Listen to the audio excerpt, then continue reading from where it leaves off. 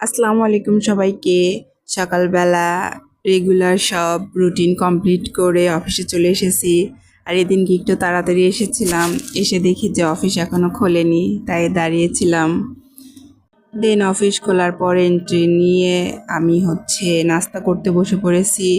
আজকে আলু ভাজি আর রুটি খাইতেছিলাম।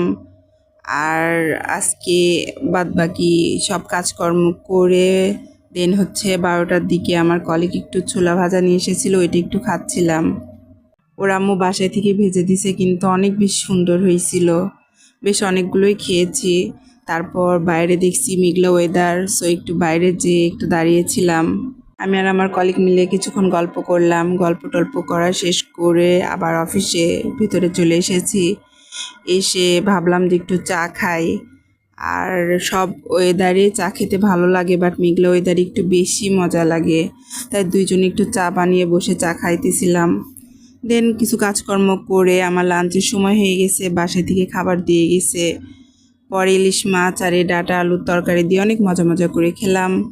আর এটা ছিল অফিস থেকে আসার সময়কার ভিডিও। সব দোকানপাট বন্ধ হয়ে গেছে 7টার মধ্যেই। দেন বাসায় এসে একটু চা বিস্কিট খেয়েছিলাম।